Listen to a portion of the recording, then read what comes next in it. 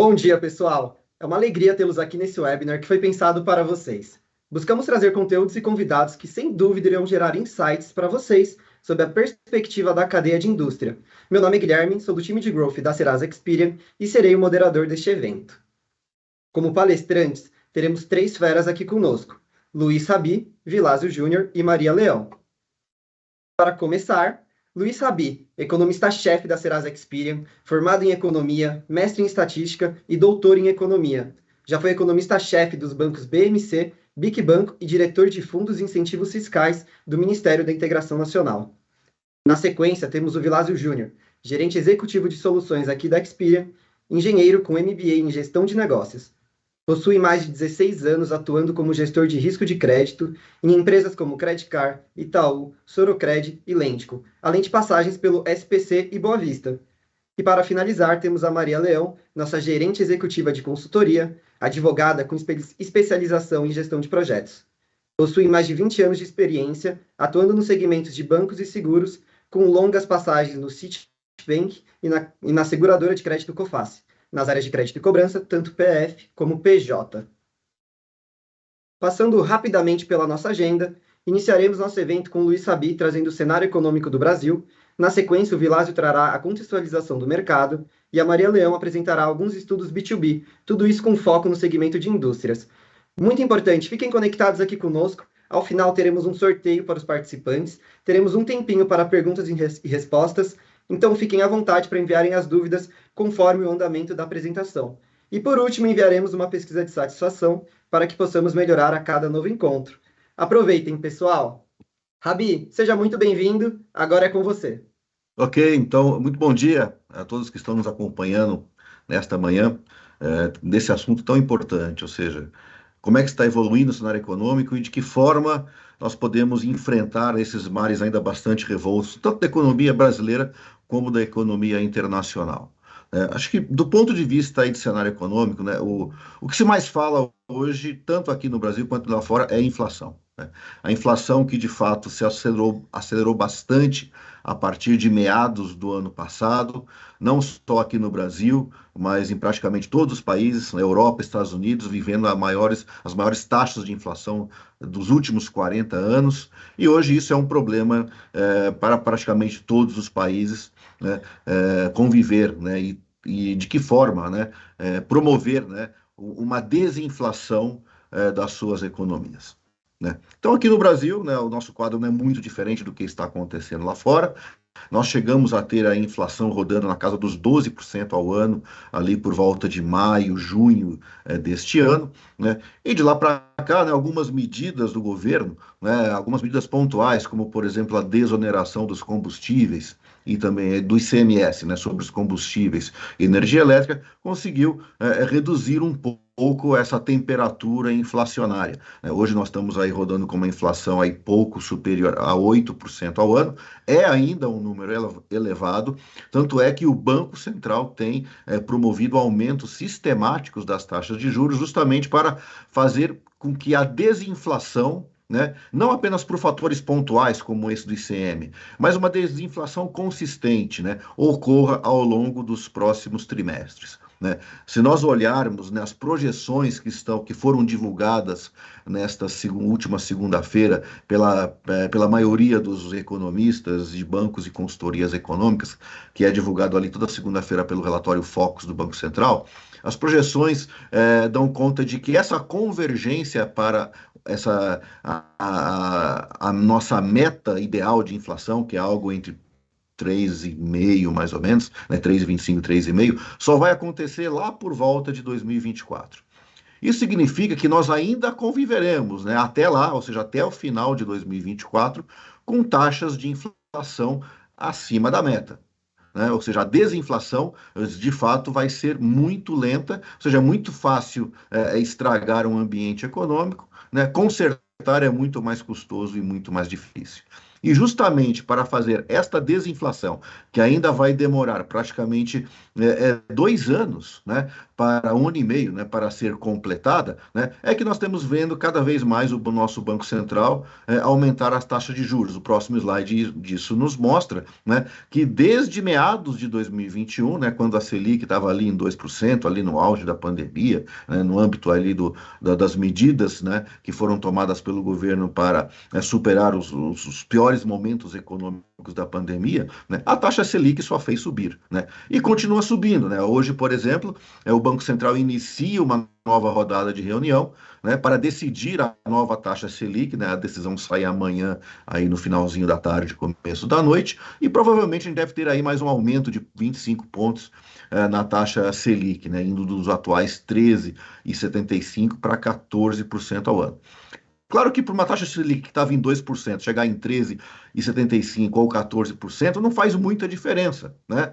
Seria apenas um ajuste fino caso isso ocorra. Agora, o que faz diferença é que essa taxa de juros, seja 13,75%, seja 14%, ainda vai estar permanecendo neste patamar durante um bom tempo, né? Justamente para fazer com que o Banco Central tenha certeza, né, de que a desinflação de fato estará acontecendo, né? Então, as projeções, né, dos economistas, né, que também saíram ontem no relatório Focus do Banco Central, mostram que reduções mais consistentes, né, mais significativas da atual taxa de juros, seja ela 13,75% ou 14%, só irão começar a partir do segundo semestre do ano que vem, né? Então, nós ainda conviveremos pelos próximos 6 a 9 meses com uma taxa de juros no seu patamar maior dos últimos 3, 4 anos, né? Nesse patamar aí de 14, 13,75, 14%, e só lá a partir do segundo semestre do ano que vem que a gente deve presenciar, se a inflação ajudar, uma redução mais consistente da taxa de juros, convergindo aí para o seu patamar de equilíbrio, que é algo entre 6 e 7%. Isso lá no final também de 2024. Claro que durante este processo, ou seja, na medida que a inflação ainda continua alta e as taxas de juros têm que ainda prevalecer num patamar elevado para fazer a tão esperada desinflação, né? A taxa de desemprego também continua num patamar ainda elevado, embora ela tenha caído bastante. Claro que teve o impacto da pandemia, mas 9% de desemprego, que é o que nós temos hoje, é ainda uma taxa bastante alta de desemprego. Se nós olharmos nos Estados Unidos, né, país da Europa, tem taxas de desemprego na ordem de 3, 4%. Né? Nós ainda estamos, né, com uma taxa de desemprego que é comparável àquela que existia ali em 2016, que foi ali o auge da recessão do governo Dilma. Então, nós ainda estamos, de fato, bastante aquém do ideal em termos de taxa de desemprego, apesar dele ter caído, né, nesses últimos 2 trimestres. E uma consequência direta dessa inflação que disparou, principalmente a partir de junho, julho do ano passado, é a perda significativa do poder de compra de milhões de consumidores, né? Em termos de renda real, né, nós inclusive caímos abaixo da recessão da época da Dilma, né? E agora, mais recentemente, é que nós voltamos para aquele vale, né, que existia ali em abril, entre abril e julho de 2016, ou seja, retrocedemos praticamente 4, 5 anos em termos de poder de compra da população, né? É claro que, diante dessa inflação, né, que rodou acima de 2 dígitos durante vários e vários meses, né, diante de uma taxa de desemprego ainda elevada e com juros tendo que subir para justamente combater essa alta da inflação, o principal efeito colateral desta combinação de variáveis macroeconômicas é o aumento da inadimplência, né? Então a gente pode ver aí, justamente aí no próximo slide, como que evoluiu a inadimplência dos consumidores ao longo desses últimos 6, 9 meses. Ou seja, saímos de uma situação ali que já era alta, de 62 milhões de brasileiros inadimplentes no país, para quase 68 milhões agora no final de julho. Nós estamos falando aí de um aumento de 6 milhões a mais de inadimplentes nesse curto espaço de tempo, né? O que, se nós somarmos, é praticamente 2 Recifes, né? Que é uma das principais capitais do país, né? 6 milhões está quase chegando na população do Rio de Janeiro, né? Em termos de quantos a mais brasileiros entraram em inadimplência nesse período, superando inclusive o patamar recorde histórico anterior de 66 milhões, que foi ali no começo da pandemia. Claro que o consumidor, quando fica inadimplente, e ainda está ficando inadimplente, essa daí é uma constatação que o gráfico ainda nos mostra, ele está deixando de pagar alguém. E, na verdade, o outro lado do balcão, né, está deixando de receber o dinheiro. Pode ser um banco, pode ser uma financeira, pode ser um cartão de crédito, mas em muitos casos pode ser uma empresa prestadora de serviços e uma empresa varejista ou atacadista, né? Ou seja, quando o consumidor não paga ou entra inadimplente, quando uma pessoa física fica inadimplente, é uma pessoa jurídica que não recebe. Né? Então, a inadimplência do consumidor, né, o próximo gráfico mostra, quando ela entra numa trajetória de alta, ela puxa a inadimplência das empresas também para cima, porque é menos dinheiro que deveria estar entrando no caixa das empresas, daquilo que as empresas já venderam, né, estão esperando receber, ou já emprestaram, estão esperando também receber os pagamentos e não entram. Né? Então, acaba sendo uma espécie de ciclo vicioso, ou seja, o aumento da inadimplência do consumidor puxa a inadimplência das empresas, né? E isso acaba prejudicando o crescimento econômico, porque inadimplência alta é custo, né? Principalmente para quem concede crédito, né? Então nós temos, além do aumento dos juros que está sendo promovido pela taxa Selic, ou seja, pelo Banco Central, os spreads bancários e o risco de crédito está crescendo barbaramente na economia, porque a inadimplência está subindo e quem concede crédito tem que gerenciar essa variável. E quando a gente fala do ponto de vista de indústria,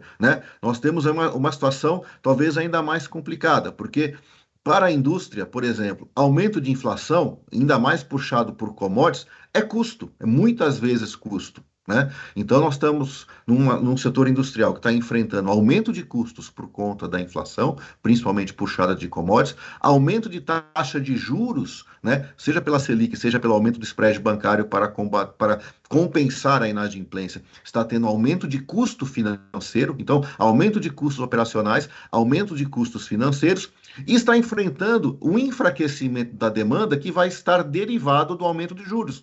Que afinal de contas, o Banco Central, a estratégia de desinflação é puxar a taxa de juros para esfriar a economia. Né? Então, significa esfriar o consumo, esfriar a demanda. Né? Então, nós estaremos entrando agora, nesses próximos 6 a 9 meses, num período de menor atividade econômica. Então, para quem está, digamos, nas pontas iniciais da cadeia produtiva, né, acaba sendo aí uma combinação bastante adversa, porque enfrenta-se ao mesmo tempo aumento de custo operacional, aumento de custo financeiro e enfraquecimento da demanda, ou seja, fica mais difícil repassar para o preço final toda essa elevação de estrutura de custos produtivos. E a indústria está justamente nessa etapa da produção. Né? Ela sofre o efeito de ambos os lados, tanto do lado do aumento de custo de matérias-primas, puxado pela inflação, aumento de custo financeiro, puxado pelo aumento de juros, e vai estar enfrentando cada vez mais uma economia esfriando. Tanto é que todos os economistas, né, projetando o crescimento do ano que vem, o crescimento projetado é uma taxa bem mais fraca do que o crescimento econômico desse ano. Por quê? Porque espera-se que, de fato, esse aumento de juros acabe fazendo o trabalho que ele tem que fazer, que é justamente desacelerar a economia, inibindo o reajuste de preços, né, repasse de margens, né, inibindo reajustes salariais e, com isso, desinflacionando o crescimento dos preços. Né? Então, é assim que se combate a inflação. Infelizmente, é um remédio amargo, leva tempo, os efeitos colaterais não são triviais, né? Porém, esse é o quadro que nós deveremos, né, enfrentar olhando para os próximos 6 a 9 meses. E dentro desse contexto, né, eu devolvo a palavra aí para os meus colegas que vão praticamente aí mostrar como é que nós conseguimos, né, navegar nesse ambiente econômico ainda bastante desafiador, olhando, né, as perspectivas aí para os próximos 6 a 9 meses. Obrigado, Rabi. Pessoal, lembrando a todos para enviarem as dúvidas que forem surgindo aqui no nosso chat, que passaremos ao final do evento. E, dando sequência, gostaria de chamar agora o Vilásio para apresentar um pouquinho do contexto de mercado. Vilásio, seja bem-vinda. Obrigado, Guilherme. Bom dia, pessoal. Bom dia a todos. Fantástica a apresentação do Rabi, nos trazendo aí o cenário macroeconômico, as tendências ali não só de taxa de juros, mas de inadimplência e como que dentro do segmento de indústrias, esse cenário macroeconômico, ele de fato está desafiador, né? A combinação ali da inflação com taxa de juros altas, fazendo com que não só a inadimplência de pessoa física, né, bata um recorde histórico, mas o impacto disso na inadimplência de pessoa jurídica também. Então, se faz cada vez mais necessário, dentro desse cenário econômico, a necessidade de uma gestão não só proativa, mas mais assertiva. As empresas, na hora de conceder crédito, elas têm que, de fato, se anteciparem a esse movimento, fazer a leitura correta, para que ela não fique para trás e sofra com a inadimplência. E a assertividade também é outra dimensão que precisa ser bastante explorada nesse cenário. Quanto mais você for assertivo no seu processo, mais você tem não só oportunidades de reduzir inadimplência, ou inclusive se prevenir contra a inadimplência, mas na retomada do processo, você conseguir identificar oportunidades de fazer uma melhor concessão de crédito. Afinal de contas, no segmento de indústria, vocês também fazem crédito, né? Quando você vende a prazo, né? Quando você dá um prazo ou faz um parcelamento para o seu cliente pagar, ou quando você faz uma análise de fornecedor para saber como que está a saúde financeira daquele fornecedor, você também faz uma análise de risco, uma análise de crédito. Então, dentro desse cenário econômico, com a necessidade, né, de ser mais proativo e uma análise mais assertiva, como que essas informações de mercado, né, pode passar, como que a gente pode utilizar informações do mercado para ajudar a fazer essa análise de crédito, seja na prospecção de novos clientes, seja na fase de originação ou na gestão dos seus clientes, tanto para achar oportunidades quanto numa cobrança preventiva. Como que a gente consegue, através de informações de mercado, ajudar aí vocês nessa gestão dos clientes? E para falar um pouquinho mais, né, sobre como usar informações de mercado, a Maria Leão, nossa famosa Malu, vai passar alguns casos práticos e alguns estudos que a gente fez dentro da carteira de pessoa jurídica, exemplificando aqui algumas oportunidades para vocês. Malu, bom dia. Bom dia a todos. Um grande prazer estar aqui com vocês hoje para falar um pouquinho sobre negócio, que afinal de contas é o que a gente respira aqui no nosso dia a dia, né? Então, acho que, pegando um pouquinho da fala do Rabi, pegando um pouquinho da fala do Vilásio, o que a gente tem? Um ambiente econômico um pouco desafiador, né? Para não dizer bastante desafiador, inflação alta, taxa de juros elevada, ainda por um longo período de tempo, a perda do poder aquisitivo do consumidor final, o que impacta, por sua vez, a cadeia industrial aqui, que é o nosso foco de hoje, e a inadimplência do consumidor traz uma série de consequências, né? Principalmente a preocupação de como conceder crédito e como manter crédito na sua carteira de clientes, né?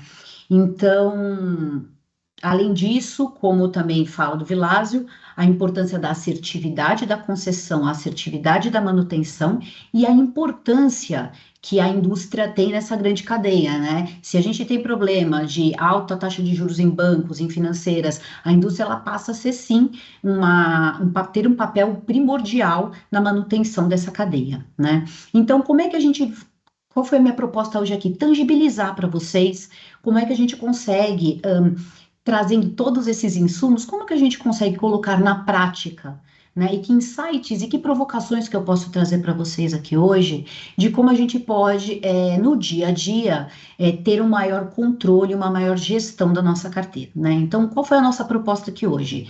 É trabalhar com uma carteira, apresentar para vocês alguns resultados e alguns insights de uma carteira de PJ, né? De clientes B2B, que são derivados de consultas de clientes de indústria, então são vocês que fazem consultas aqui dentro da nossa casa.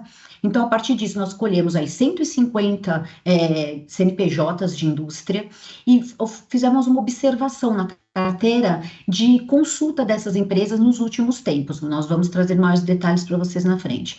Mas qual que é o grande objetivo aqui? É a gente entender uma gestão e uma evolução da carteira no decorrer de um prazo, as informações de fornecedores e de clientes e as informações que a gente pode agregar de mercado, porque hoje a gente vê que tem uma grande preocupação das empresas em geral no momento da originação do crédito, né? Então, eu estou recebendo um cliente novo, que cuidados eu tenho que ter, o que eu tenho que observar?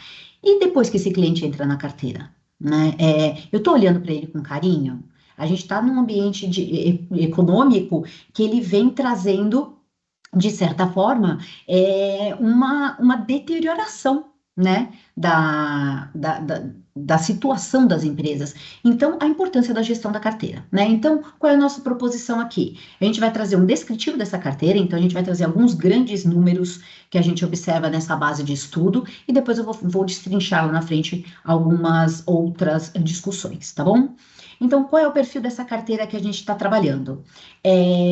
Basicamente, empresas que têm 26 milhões de faturamento anual médio, né? Então, são empresas que não são empresas pequenas, que movimentam bastante crédito também. 13,6% de inadimplência de mercado, em média, nessa base. 26% de pelo menos um restritivo aberto, e aqui a gente considera como restritivo aberto, pode ser um apontamento de dívida em banco, pode ser em financeira, pode ser no utility, né? Então, pode ser uma conta de água, de luz, uma conta de telefone, pode ser um protesto, então, enfim, isso a gente conceitua como restritivo. 1% delas são empresas com situação diferente de ativa na Receita Federal, o que também é um ponto de preocupação. Se essa empresa está com problemas na Receita Federal, ela pode estar apresentando problemas para rodar no dia a dia, né? 78% dessas empresas foram consultadas para análise de risco, então o que nos traz aqui que é uma carteira saudável, né? Então acho que é uma carteira que está rodando crédito. 85% delas têm fornecedores ativos, isso é um excelente indício, eu vou trazer para vocês também um pouco mais de detalhe mais à frente para mostrar a importância das empresas terem fornecedores ativos. 20% delas têm até 3 anos de fundação, e por que a gente destaca aqui? A gente sabe que empresas até 3 anos, elas têm uma taxa maior de falência ou de retirada do mercado do que empresas mais maduras, isso é constante de mercado, então a importância aqui da gente trazer essa característica na base, e 42% dessas empresas, elas têm matriz no Sudeste, tá? Então, isso aqui é uma breve descritiva da base, só para vocês se situarem onde nós estamos aqui, e a partir disso a gente vai fazer o desdobramento de algumas provocações, tá?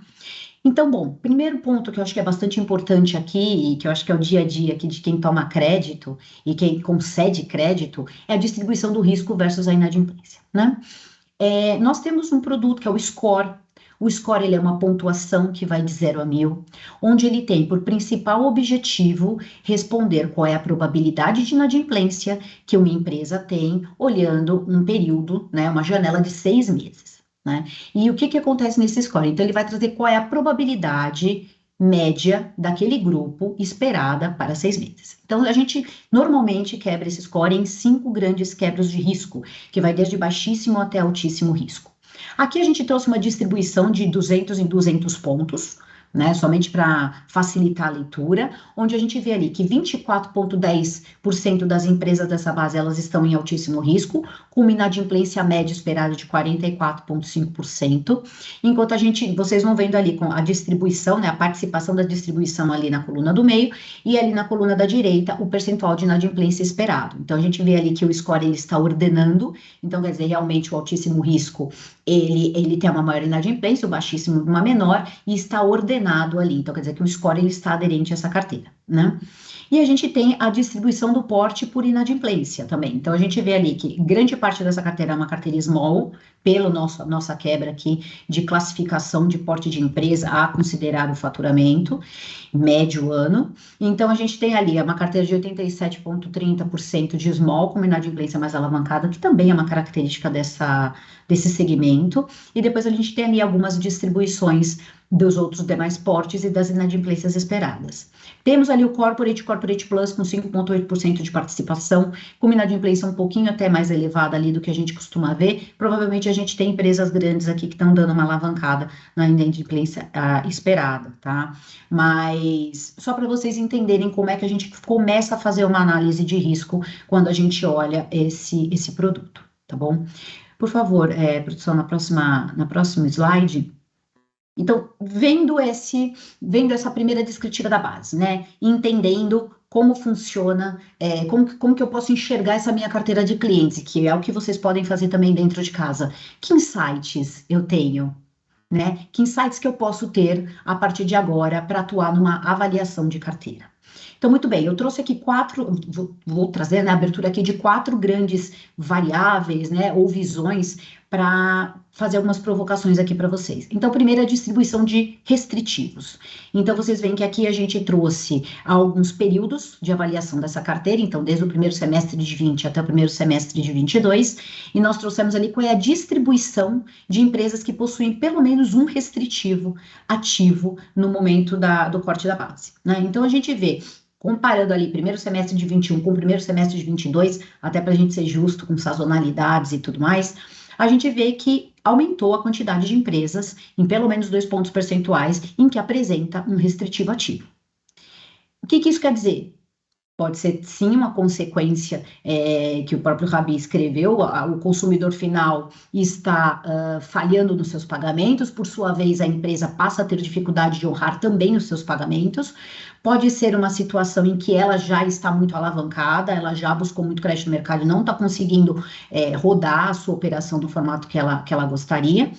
E só olhar o restritivo cruamente é necessário, é válido? Acho perigoso. Só o restritivo, ele é uma indicação, mas não quer dizer que ele pura e simplesmente é o suficiente para você tomar uma decisão de corte de exposição ou corte de oferta, né? Ou mudar até o formato de pagamento. O cliente passa a te pagar à vista ao invés de um parcelado que você costumava praticar com ele. Entendo que não. Nós temos que ver essa informação do restritivo e cruzar com outras tantas informações que você tem, seja dentro da sua carteira interna, porque um cliente que está devendo no mercado não necessariamente ele vai dever você, ele pode ter um outro tipo de relacionamento com a sua empresa, um outro tipo de dependência até da sua empresa. Então, claro que a gente tem que colocar isso na balança, mas eu recomendaria que, além da utilização desse restritivo, vamos cruzar essa informação com o score, vamos usar essa informação, cruzar com o seu faturamento, seja um faturamento presumido, ou seja um faturamento real, que você sabe que essa empresa tem, as outras informações que você tem dentro da sua própria carteira de performance. Então, enfim, eu acho que tudo isso é viável e é importante no momento que você for avaliar a gestão da sua carteira, tá? A gente também trouxe uma distribuição aqui de risco, né? Então, eu trouxe ali uma informação inicial de como a gente avalia o score. Aqui eu trago um pouquinho mais a distribuição já numa janela de tempo, para vocês verem que a gente também enxerga uma deterioração do risco da carteira como um todo, né? Então, a gente tem ali, se vocês olharem, o rosa ali em cima, no topo do gráfico, são as empresas de baixíssimo risco, as aqui da base são as empresas de altíssimo risco, e vocês veem, se a gente comparar também primeiro semestre de 21 com o segundo semestre, com o primeiro semestre de 22, vocês veem que a gente tem uma deterioração em praticamente todas as faixas de risco. O que isso quer dizer? Que, de uma certa forma, a gente tem as empresas aumentando o seu risco, a inadimplência numa janela de 6 meses, em praticamente todas as nossas quebras ali de avaliação, né? Tem, sim, uma oportunidade aqui de revisão da distribuição de limite da carteira, né? De novo, a gente é muito preocupado em avaliar o cliente quando ele entra na carteira, né? Então, você tem uma série de regras, políticas e tudo mais. Uma vez que o cliente entrou na carteira, você está tendo o cuidado suficiente para avaliar se esse cliente ele mantém as condições da entrada?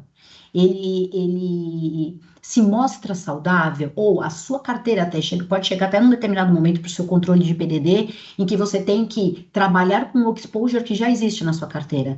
Existem aqueles clientes que têm mais apetite, existem os clientes que têm menos apetite, então a importância de talvez você redistribuir esse exposure dentro da sua carteira e fazer o negócio rodar até muito melhor para você, né? Então, esse é um ponto importante, mais uma provocação aqui para vocês de terem essa visão futura, porque o score traz uma visão futura, a partir do passado, a partir de experiência passada, ela traz uma visão futura, então a importância do score aqui, junto com esses outros demais informações mais pontuais, para você chegar nessa conclusão de como trabalhar com a sua carteira, né? Também trouxemos a questão de consultas, a importância das consultas. Então, o que a gente sabe? Os clientes, quando estão fazendo consultas a mercado, estão atrás de crédito, né? Isso é positivo e negativo. Você está fazendo muita consulta de uma hora para outra, né? Não costumava fazer consulta e agora está fazendo consulta. Isso é uma preocupação. Se isso muda muito rápido, pode ser que seja um cliente que esteja com um aperto financeiro e começou a buscar valor no mercado, buscar crédito no mercado. Então, essa é uma grande preocupação também. Em compensação, aquele que não consulta também é uma preocupação. Ele está parado, né? Se ele não está fazendo consulta, ele ou não está pensando em crescer, ou ele está com problemas para rodar agora. Então, eu acho que essa é mais uma variável que tem que entrar na sua conta, né, nessa avaliação total da carteira. Então, vamos lá, a gente olha a quantidade de restritivos, a gente olha se o cliente está consultando, a gente olha o score. Com isso, você começa a ter um perfil do seu cliente, um perfil da sua carteira, e entender para qual lado você deve ir para determinada base de clientes ou segmentação de clientes, tá? Por favor, produção, se vocês puderem passar. Então, a gente falou um pouquinho aqui das consultas, né, que eu já trouxe para vocês, e no próximo slide a gente traz a questão de fornecedores. Então, aqui, basicamente, o que a gente traz? A distribuição de fornecedores ativos. Então, a quantidade de fornecedores que essa nossa base de clientes tem aqui e que se relacionou nos últimos 12 meses. Né? Então, a gente também vê que houve uma queda ali na quantidade de fornecedores de uma forma geral, né? Então, a gente teve uma redução ali de 2,6 pontos percentuais, mais ou menos, se a gente comparar do primeiro semestre de 21 para o primeiro semestre de 22. O que isso quer dizer?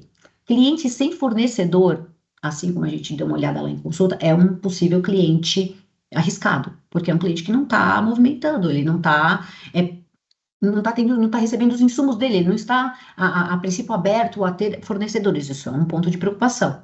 E aquele cliente que tem muitos fornecedores, pelo contrário, a gente entende que é um cliente que tem menor risco, porque ele está mais atuante no mercado, ele está rodando, então, enfim, mais um ingrediente que a gente traz aqui para essa análise um pouco mais complexa para vocês, tá bom? E agora, por último, a gente trouxe um case de um projeto que nós rodamos aqui dentro de casa, de uma indústria, que é uma indústria de cimento, líder de mercado, e basicamente a gente trouxe aqui para vocês a aplicação desses conceitos ou desses estudos que eu trouxe para vocês aqui. Então, o cliente tinha 2 grandes desafios de negócio, que era rever a concessão de crédito dele, não estava aderente ao mercado e muito menos ao segmento que ele atuava, a concorrência estava trabalhando diferente do que ele trabalhava, e a ausência da gestão de carteira, ele não tinha uma visão carteira depois que o cliente estava dentro.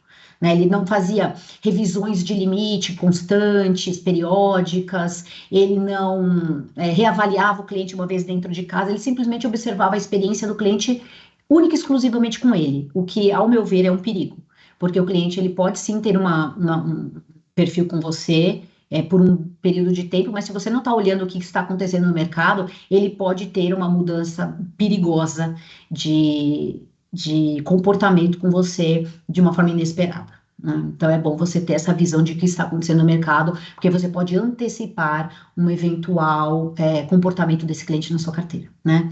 Então, qual foi a solução que a gente trouxe? Então, fizemos um processo mais integrado de ciclo de crédito, aderindo a política dele ao que o mercado praticava, além da automatização das decisões e a padronização disso dentro de uma plataforma de decisão. O score de crédito veio já com as suas informações positivas, né? Então, a gente já tem a informação de como aquele cliente se relaciona no mundo financeiro, né? Então, através desse score, a gente clusterizou, né? Então, a gente segmentou a carteira dele para a definição de melhores políticas a depender desse risco. E o modelo de behavior. O que é o modelo de behavior? É um modelo estatístico que a gente construiu de comportamento da gestão de carteira. Então, a gente olhou como aquela carteira daquele cliente se comportava até então, olhamos os perfis desses clientes, então nós clusterizamos o perfil desses clientes e para cada um desses segmentos nós definimos políticas de gestão de limites sobre como que ele pode fazer dali para frente essa revisão de limites periódico, né? Quais foram os resultados que a gente conseguiu ao final desse trabalho? Então, uma redução de 39% da inadimplência, não é pouca coisa, né? Então, a gente vê, foram ajustes de regras e tal, e a inclusão de alguns outros produtos que o cliente não costumava trabalhar, que trouxe para ele um fôlego do ponto de vista de inadimplência. A expectativa de 70% de ganho de receita, porque a partir disso a gente trouxe para ele oportunidades de rever a carteira já existente, aumentando os limites de alguns clientes que já estavam na base, retirando algum exposure de clientes que não estavam utilizando, então ele passa a fazer o exposure dele, né, muito mais interessante, muito mais ativo e realmente monetário para ele, né? O modelo de behavior, com um KS de 42%, aqui é um pouco técnico, mas eu vou explicar para vocês. KS é uma medida que a gente utiliza em score para mostrar o quão discriminante é o modelo entre o bom e o mal. Esse é o grande objetivo de todo score. Qual é a possibilidade, a capacidade de discriminação do bom para o mal, né? Então, aqui a gente trouxe 42%. Para vocês saberem, 42% é uma métrica bastante interessante para score, né? A gente entende que a depender do score, para um score de behavior acima de 30, 35 já é um bom KS, aqui a gente conseguiu um KS de 42, e uma melhor segmentação em classes de risco. Então, você passa a olhar o seu cliente dentro de um perfil já esperado de alto, médio, baixo risco, e a partir disso você passa a tomar as suas estratégias de decisão de como você vai gerir o limite ou até fazer um upsell e cross-sell na sua carteira. Passo a oferecer um outro produto para esse cliente, ele tem fôlego para isso? Então, enfim, é um formato interessante da gente começar a entender melhor a nossa carteira e tomar decisões mais assertivas, tá bom? Eu espero que tenha sido interessante para vocês, para mim foi um grande prazer. Obrigada aí pela oportunidade. Muito obrigado, Maria, Vilásio. E, pessoal, como a Serasa Experian consegue te ajudar a realizar toda essa gestão de carteira, trazendo os melhores insights para o seu negócio? Todas essas análises e muito mais vocês conseguem realizar dentro da nossa plataforma Ascend Insights, com o apoio da consultoria para qualquer etapa do ciclo de crédito. E é exatamente isso que sortearemos para vocês, uma degustação do Ascend Insights com duração de 15 dias. Então vamos lá para o sorteio? Produção, podem me derrubar?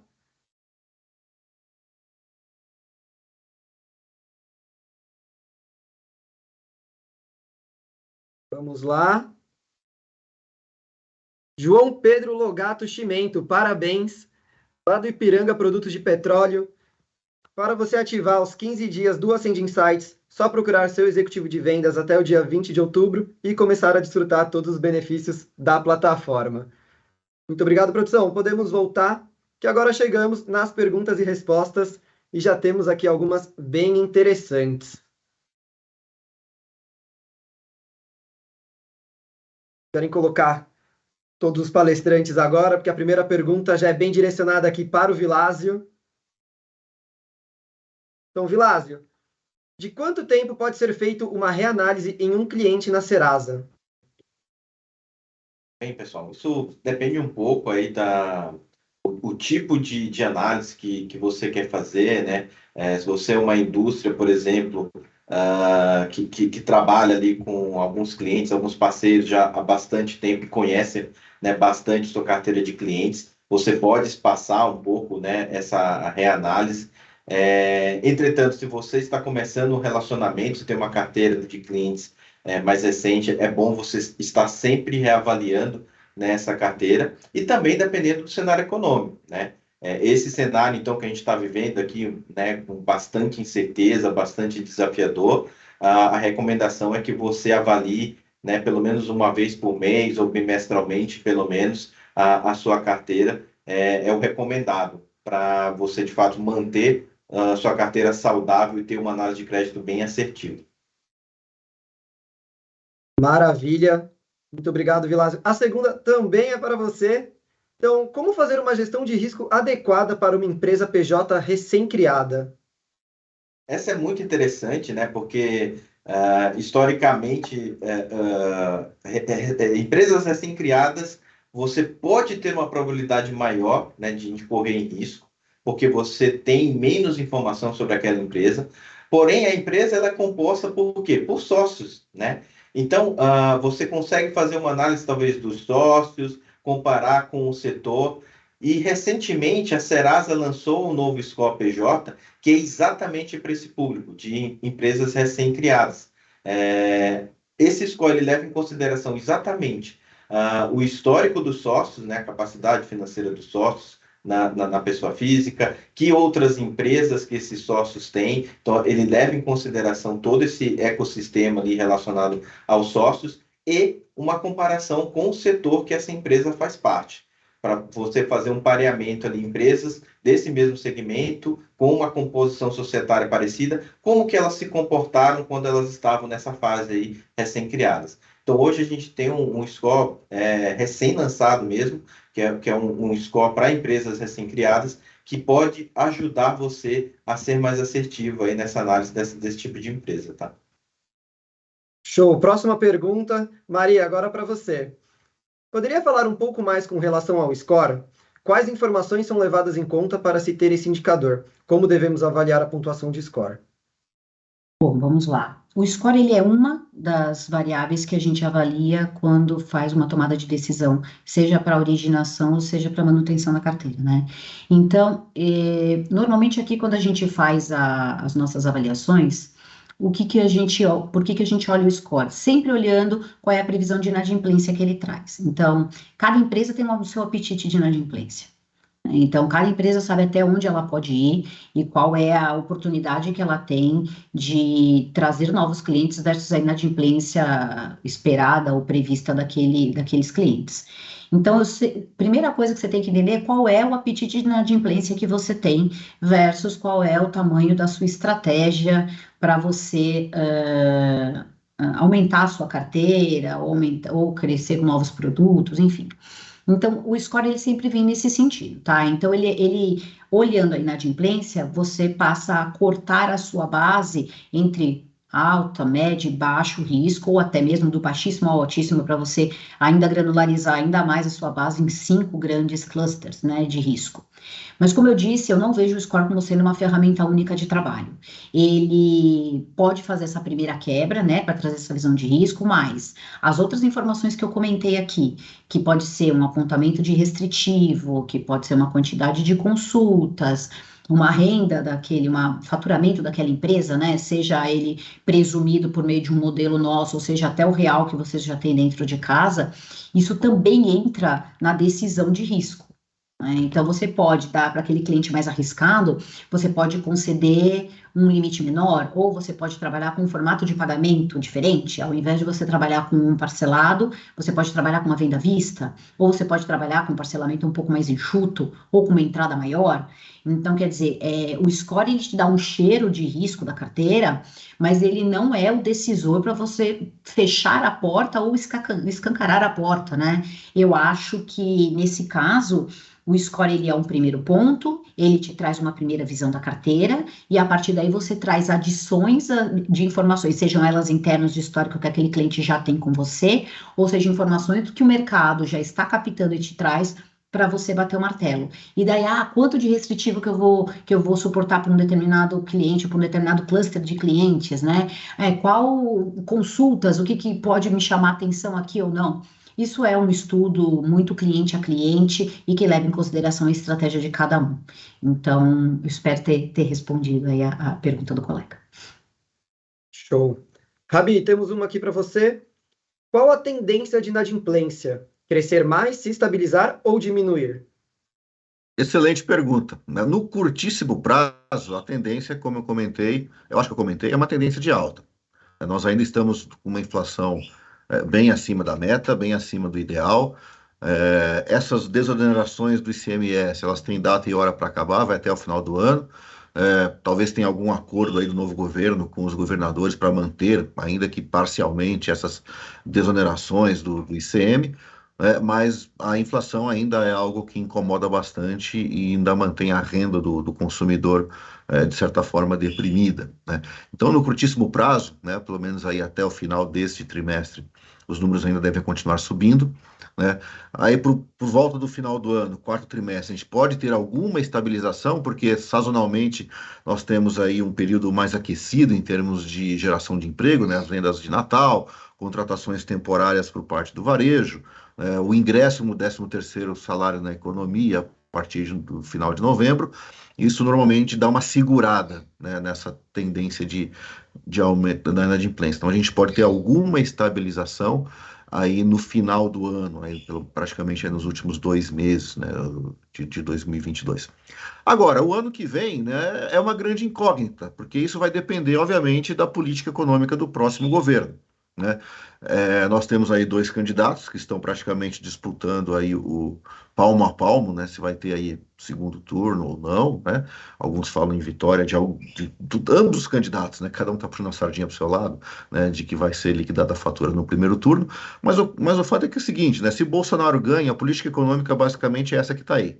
Ou seja, não tem muita diferença daquilo que foi praticado, né? Ou seja, uma política econômica aí de tentar se avançar com algumas reformas, né, para melhorar um pouco o ambiente de fazer negócio no país, né, o que de certa forma aí pode contribuir para uma queda mais rápida da inflação, com uma queda mais rápida da taxa de juros, e isso pode ajudar, né, a estabilizar e até mesmo reduzir a inadimplência aí a partir aí do segundo trimestre do ano que vem.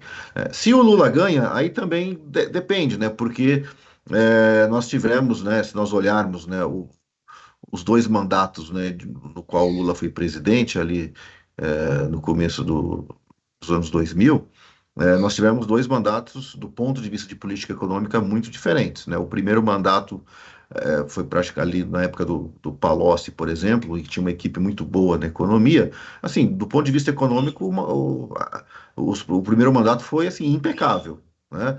Foi, de fato, manteve, né, o chamado tripé macroeconômico, ou seja, política de geração de superávit primário, câmbio flutuante, metas de inflação, e tudo isso foi muito bem administrado pela equipe econômica daquela época, então até que o Brasil teve a sua melhor fase de crescimento justamente no primeiro mandato do governo Lula, contando também com o empurrãozinho do ciclo das commodities, né? Agora, se for aquilo que nós vimos em termos de política econômica do segundo mandato, né, que entrou em campo aí a maioria dos economistas aí, heterodoxos, ou seja, pessoal aí que defende intervenções estatais, política de geração de campeões nacionais com recursos subsidiados, né, enfim, e que acabou também percorrendo todo o período da Dilma, né, enquanto ela foi presidente, né, toda essa política econômica que gera crescimento no curto prazo, mas a longo prazo não dá muito certo, né? Então aí a situação realmente pode se complicar, né? É, eu acredito, né, mesmo que o Lula ganhe a eleição, né, as chances são mais de que ele tenha um mandato mais pró-mercado do ponto de vista de política econômica, né? Essa aproximação que nós vimos ontem, inclusive, declarando declarando voto e apoio ao presidente Lula, é um sinal de que dá um certo alívio, né? De que, do ponto de vista aí de política econômica, caso o Lula ganhe, parece que vai ser mais com cara de Lula 1, né, do que Lula 2 / Dilma, né? Então, se de fato isso acontecer, a gente também pode ter uma tendência mais positiva na economia, né, a partir do ano que vem, né, mais ou menos do ponto de vista de política econômica, o que o Bolsonaro também faria, né? Então, eu acho que a gente tem bastante chance, né, de termos aí uma curva de queda da inadimplência aí a partir de meados do ano que vem, com essas políticas econômicas, digamos, mais corretas, né, seja de uma nova gestão Bolsonaro, seja de uma gestão Lula mais alinhado com o seu primeiro mandato, né, e isso de fato pode aí nos auxiliar, né, a superar esse período de inflação alta e juros altos, né, o mais rapidamente possível. Obrigado, Rabi. Temos agora uma pergunta para o Vilásio e para a Malu. Que tipo de avaliação posso fazer na carteira para identificar situações de pré-inadimplência e que tipo de estratégia posso me utilizar para antecipar e ser o primeiro a receber?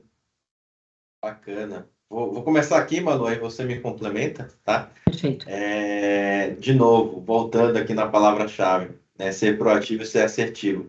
A pré-inadimplência, né, dado esse cenário todo que a gente está vivendo, que o Rabi, né, colocou aí mais informações, inclusive agora na última resposta, se faz muito importante a gente trabalhar a questão da pré-inadimplência, né? E a Malu, né, trouxe aí diversos cases de gestão de carteira, usando nossa ferramenta, né, o Ascend Insights. Dentro dessa ferramenta, você consegue subir a sua carteira, né, e fazer essa análise, inclusive identificando alguns dos seus parceiros, clientes, que podem estar sofrendo ali com esse cenário, através aí de indicadores de mercado, como a Malu mostrou. E você pode atuar, de fato, deixando ali de conceder algum prazo ou fazendo ali um parcelamento, ou até mesmo negociando, já fazendo uma negociação prévia, prevendo que ele vai se enrolar ali e talvez ficar inadimplente. Então, é muito importante você, de fato, ter uma estratégia de pré-inadimplência dentro da sua carteira. Eu concordo, Vilásio. Eu acho que estou bem alinhada com você. A importância da pré-inadimplência é você antecipar, desde diminuição da exposição daquele cliente na sua carteira, até já entrar eventualmente com alguma estratégia de recuperação antecipada, né? O que pode te identificar que um cliente vai entrar numa situação de pré-inadimplência? Você vai ver o score dele caindo, ele vai começar e pode começar a apresentar restritivos, ele pode começar a apresentar ali muitas consultas, né? Está começando a tentar dinheiro no mercado de uma forma mais intensa. Então, acho que dá para você identificar esse cliente, e também, Vilas, eu concordo com você sobre a estratégia. Acho que é uma oportunidade grande para já falar com esse cliente, entender o que está acontecendo, se já há necessidade de uma renegociação ou de um fôlego mesmo para ele pagar, né? E a partir do momento que a empresa ou o consumidor inadimplente tem muitas dívidas para acertar, quem chegar primeiro recebe primeiro, né? Então, eu acho que primeiro esse apoio importante para o seu cliente, ele não vai esquecer, né? Então ele passa a ser mais fiel a você e ao mesmo tempo você controla ali, tem um pouco mais de olho no que pode acontecer de inadimplência, né?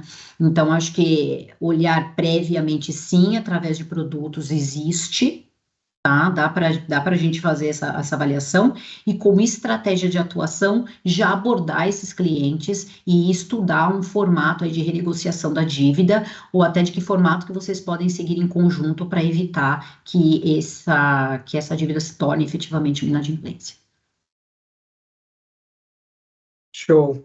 Malu, temos mais uma aqui para você. Vamos Então, lá. quando temos um CNPJ com sócio menor de idade, como deve comportar na análise de crédito? Perfeito. Normalmente o score já pega esse tipo de situação. Então, de certa forma, esse cliente ele já vai ter algum impacto. Não conheço a fórmula da Coca-Cola, né? Mas a gente sabe que esse é um tipo de informação que o score já, de certa forma, ele aponta, tá? Se você quer trabalhar com esse cliente, de qualquer forma, recomendo sim uma análise manual mais específica. Então, ele é o majoritário na empresa? Ele é o minoritário? Os demais sócios, como estão os demais sócios? Existe outra empresa que é sócia ou somente são pessoas físicas? Como está a saúde financeira dessas pessoas físicas?